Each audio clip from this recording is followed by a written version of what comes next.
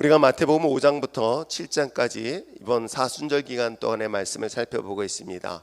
특별히 마태복음 5장부터 7장에서 이 5장은 산상수훈으로서 예수님과 예수님의 제자들과 그리고 그를 따르는 많은 무리들 앞에 특별히 말씀을 통해 설교했던 내용이 바로 5장, 6장, 7장의 내용이기도 합니다. 그렇다면 5장과 6장과 7장에서 결론에 해당될 수 있는 말씀은 어디냐면 사실은 12절에 있습니다. 우리가 너무나 잘 알고 있는 12절의 말씀은 우리가 복음적 오늘날 우리 얘기하면 황금률이라고 이야기를 하고 있습니다. 누구든지 남에게 대접을 받고자 하는 자는 너희가 남을 대접하라. 그렇기 때문에 이 마태복음 5장과 6장 7장 전체의 산상수훈에서 결론과 같은 말씀으로 왜 그 결론이라 얘기하냐면 그 앞부분 12절에 그러므로라는 이야기를 통해서 전체의 이야기의 결론과 같이 이야기를 하십니다. 그리고 난 다음에 그것은 끝난 줄 알았더니 놀랍게도 13절 이하의 또 다른 설교를 하고 있습니다. 그렇다면 왜 이렇게 말씀하셨을까? 결론을 다 얘기해 놓고 왜 뒷부분에 대한 이야기를 하고 이 본문을 통해서 예수님이 말씀하실까?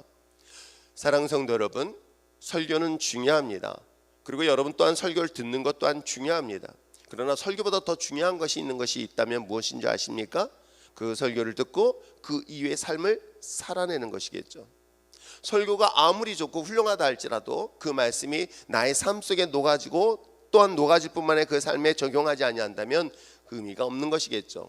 그러므로 오늘 이 본문 5장과 6장 7장 전체를 본다면 산상수훈을 통해서 예수님께서 말씀하셨고, 그러므로 전체적인 이야기, 즉 이 본문의 말씀을 듣는 독자들, 당시의 이스라엘 백성들, 그 따라던 무리들, 서기관과 바리새인들에 대한 가르침에 대하여 이야기를 하면서 결론은 너희가 남에게 대접하라 라고 이야기를 하지만, 그러나 그 대접하는 과정에서 너희들은 삶에서 어떻게 실천해야 될 것인가, 설교를 듣고 말씀을 듣는 것 중요하지만 그 말씀 위에 어떻게 삶을 살아야 되는가 라는 것들을 세 가지 비유를 통해서 말씀하시고 있는 내용이 본문 내용이기도 합니다. 자, 이 말씀을 들었던 당시에 예수님의 제자들을 비롯한 따르는 무리들은 우리가 보았던 28절에 있는 것처럼 무리들이 예수님의 가르침에 놀라 그 어떤 서기관들과 같지 아니하다, 그동안 가르쳤던 많은 지도자들과 다르다라는 반응을 보이고 있습니다. 그러나 예수님께서 원하셨던 것은 그들의 반응을 원하셨던 것이 아닙니다. 그 반응보다 더 중요한 것은 그 말씀을 듣고 삶을 살아내는 것을 말하는 것이겠죠. 자, 그렇다면 오늘 본문을 통해서 세 가지 삶에 어떻게 적용할 것인가를 이야기한다면 사실은 두 가지 길에 대한 이야기를 하고 있고요, 두 가지 나무를 얘기하고 있으며 두 가지 기초에 대한 이야기를 하고 있는 내용이 본문 내용이에요. 사실은 이게 따로 얘기하는 것 같지만 이거는 같은 내용인 거예요. 좁은 길과 좁은 문에 대한 이야기를 하고 있습니다. 좁은 문과 넓은 문을 얘기를 하고 있습니다. 그 두 개의 길 가운데서 이것을 보충하기 위해서 무엇이 필요하냐면 누구의 가르침을 받느냐라는 것이 중요하다는 것을 이야기를 하고 있는 것입니다. 그래서 그것에 대한 열매를 보면서 어느 지도자가 어느 좋은 스승이 너에게 좋은 스승인가? 왜 그 스승에 따라서 그가 넓은 문을 갈 수 있고 좁은 문을 갈 수 있기 때문에 그렇다는 걸 얘기하고 있습니다. 물론 여기서 이 스승은 누구를 말하고 있는지 굳이 말하지 않아도 여러분 분명히 아셔야 될 것은 바로 예수 그리스도를 말씀하고 있는 것입니다. 예수 그리스도가 우리 인생의 참된 스승이고 지도자가 되어질 것을 이야기를 하고 있어요. 인간에게 있어서는 그 어떤 것도 참된 열매를 맺을 수 없는 것은 인간인 우리가 예수님 앞에 점을 붙이지 아니한다면, 예수님의 원가지에 내가 그 원나무에 내가 가지가 되지 아니한다면 우리는 어떤 열매를 맺을 수 없기에 원가지의 누구의 예수의 접붙임을 받아야 돼. 그러므로 참된 열매는 결국은 예수님 안에 들어가야만이 가능하다는 이야기를 사실 하고 있는 거예요. 그러면서 그것도 기초를 말하고 있죠. 반석과 또한 모래에 대한 집의 비유를 이야기를 하고 있습니다. 이 반석은 여러분 혹시 베드로가 생각하지는 마시기 바랍니다. 여기서 이 기초라는 것은 그래서 예수 그리스도를 또한 말씀하고 있는 것이죠.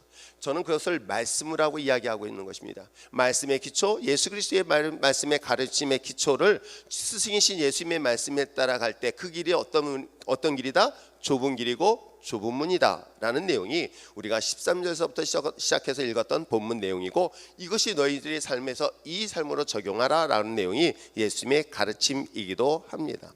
자, 이런 관점에서 왜 예수님께서는 결론과 같이 이야기하고 있는 어떻게 보면 삶에 적용하라고 얘기하는 13절과 14절 말씀을 중심으로 해서 본문을 살펴보려고 합니다. 먼저 본문에 기록된 것처럼 주님께서 우리에게 말씀하시기를 좁은 문을 통과하라라고 이야기하고 있어요. 좁은 문을 선택하라고 이야기하고 있습니다. 저는 이 말씀을 묵상하면서 우리가 오늘날 신앙생활하면서 큰 위기고 어려움을 당하고 있는 것들이 몇 가지가 있습니다. 우리는 구원은 어떻게 생각하면 됩니까? 구원은 예수님을 믿기만 하면 된다라고 우리는 이야기를 하고 있습니다. 그런데 여러분, 문의 개념을 생각해 보시길 바랍니다. 넓은 문과 좁은 문, 이 문을 통과해야지만이 좁은 길을 갈 수 있는데 그 문의 통과는 무엇부터 출발할까요? 회개하라, 천국이 가까이 왔다. 오늘날 우리들의 신앙생활 속에서 예수님 앞에 먼저 나오기 전에 성결되어야 될 것이 무엇일까? 그것이 바로 회개로부터 출발하고 있음을 여러분 이 본문을 통해서 소개를 하고 있는 것이겠죠. 우리가 사역일을 통해서 복음을 전도할 때도 상대방에게 첫 번째 질문하는 것은 바로 죄인이라는 사실을 인식시키고 알려주는 것.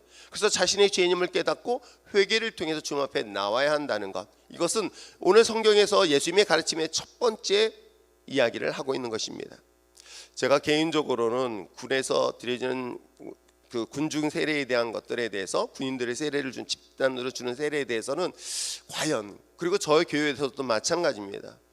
장로교인데도 굳이 내가 침례식을 하는 이유도, 그리고 그 침례식도 함부로 하지 않고 싶은 이유가, 내가 교회 나온 지 얼마 안 됐고 6개월 됐고 신앙생활을 했으니까 이제 내가 침례식을 받아도 되겠다. 그랬더니 옆에 있는 분들도 다 부추겨요. 너 이번에 침례식 받아 라는 그런 논리에 접근할 때마다 침례가 가지고 있는, 세례가 가지고 있는 중요한 의미가 무엇인데, 정말 진정으로 우리가 그 교회 공동체 안에 들어올 때 회개를 통하여 하나님 앞에 나와야 되는 그 과정을 싹 빼버리고 믿음이 있으면 구원받는다는 논리로 접근하고 있는 것은, 사실은 여러분 잘 알고 있는 것처럼 AD 313년 기독교가 로마로부터 인정을 받고 핍박의 시대가 끝난 이후로부터 시작된 역사라는 것 여러분 아십니까?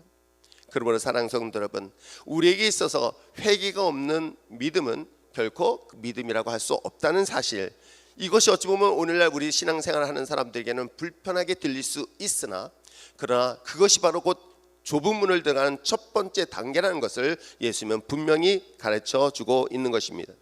또 그뿐만이 아니었습니다. 14절에 말씀하신 것처럼 그 좁은 문만 통과하면 되는가? 그렇지 않아요.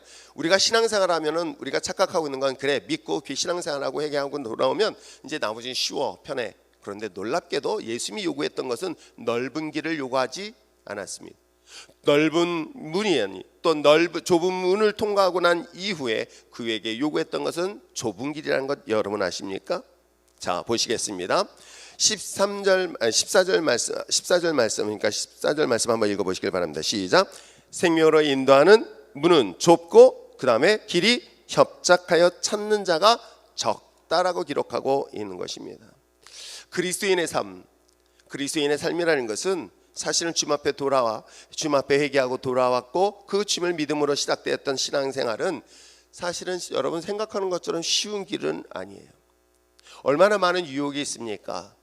또 당시 2000년 전에 예수님의 복음을 전하는 그 과정에서는 적당히 타협하면은 순교나 죽음을 당할 일은 없을 것이며 핍박받을 일 또한 없을 것입니다.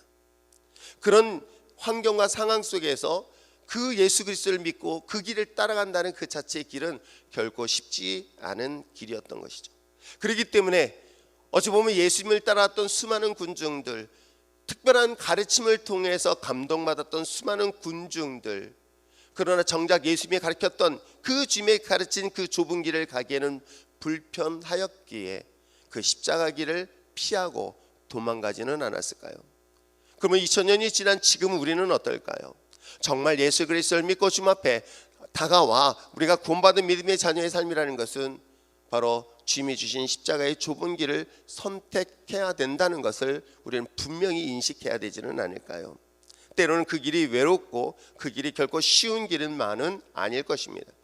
그러나 그 또한 우리에게 보여주시는 생명의 길이고 우리에게 영원한 생명이라는 그 엄청난 축복이 그 안에 믿음으로 바라보고 있기 때문에 남들은 어리석다라고 이야기한다 할지라도 우리는 기꺼이 좁은 길을 갈 수 있는 것은 바로 그것이 바로 저 십자가의 길은 아닐까요? 그것이 바로 그리스도를 따르는 자의 삶이 될 수밖에 없습니다. 대충 적당히 타협한다면 그것이 과연 우리의 삶 속에서 주님이 원하시는 길일까? 그렇다면 결정적인 순간에는 주님은 날 모른다라고 또 나 또한 주님을 부정할 수밖에 없는 환경과 상황에 분명히 이를 것입니다. 그러므로 사랑하는 성도 여러분, 비록 우리의 신앙생활 속에서 편하고 쉽고 넓은 길이 보장됐다 할지라도 그럼에도 불구하고 주님의 십자가를 묵상하며 주님이 가셨던 그 좁은 길을 기꺼이 감사함으로 선택하며 나갈 수 있는 저와 여러분 되시길 부탁드립니다. 말씀드린 것처럼 좁은 문과 좁은 길을 선택했던 가장 중요한 것은 오늘 14절 이야기하고 있는 것처럼 바로 우리를 생명의 길로 인도하시는 길이기 때문에 그렇습니다. 그 길은 결코 들어가는 과정도 쉽지 않습니다. 그러나 또한 그 과정 또한 결코 쉽지 않을 것입니다. 그러게 주님께서 말씀하십니다. 복 있는 사람에 대한 이야기를 하면서 심령이 가난한 자는 복이 있으며 의를 위하여 핍박받는 자가 복이 있다라고는 우리가 도저히 상상할 수 없는 예수님의 가르침, 그에 대한 가르침의 삶의 모습이 이런 것이다라고 이야기하고 있는 내용이 본문 내용이기도 합니다. 그러므로 다수가 가고 다수가 선택한 길이 결코 옳은 길만이 아니라는 것을 이 본문을 통해서 소개를 하고 있어요.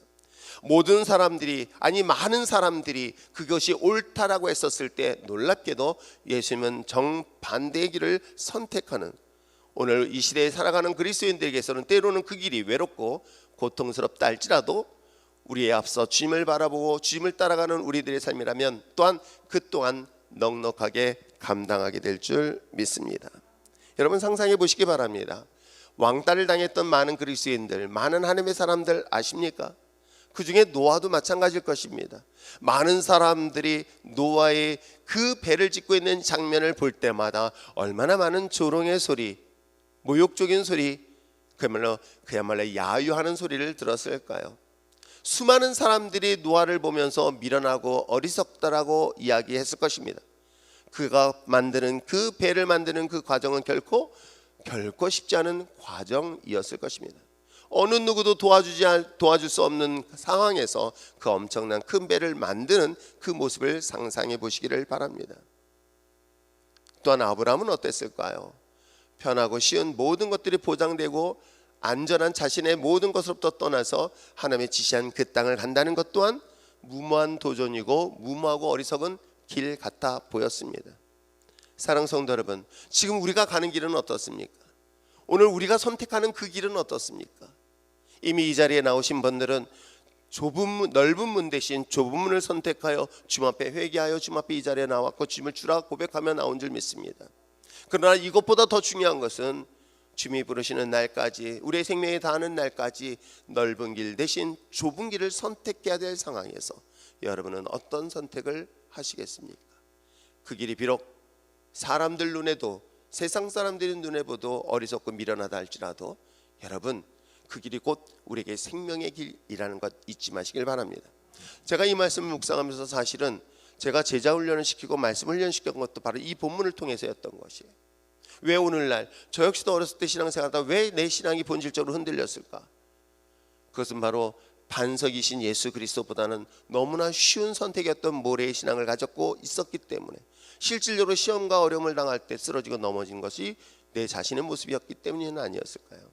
저는 여러분들에게 말씀의 반석 되신 예수 그리스도가 여러분의 삶의 기초가 되어지고 여러분의 참된 스승이고 참된 지도자는 제가 아닌 예수 그리스도야만이 될 것이고 그리스도를 통하여 그 가셨던 십자가의 그 길을 따라가는 그런 진정한 그리스도인이 오늘 이 시대에 우리에게 마지막 생명을 주는 길이라는 것 잊지 마시기를 부탁드립니다. 이 길을 우리가 오늘 선택할 때에 바로 오늘도 하나님의 영광이 반드시 임하게 될 줄 믿습니다. 주님의 십자가의 길을 묵묵히 묵상하면서 여러분 주변을 보지 마시고 미련한 그 십자가의 길, 고난과 고통의 길일지라도 그 길을 기쁨으로 감사함으로 선택하며 나갈 수 있는 여러분 됐으면 참 좋겠어요. 저는 이렇게 보면서 그래, 쉽고 좋은 길도 있고 어려운 길도 있어요. 근데 그 순간에 하나님이 기뻐하는 길은 생각해보면 참 쉽지 않은 길인 것 같아요. 그런데 하나님께서는 그 길을 선택할 때 저에겐 힘을 주셨고 위로를 주셨고 지금까지 동의하였음을 수없이 고백할 수밖에 없는 거예요.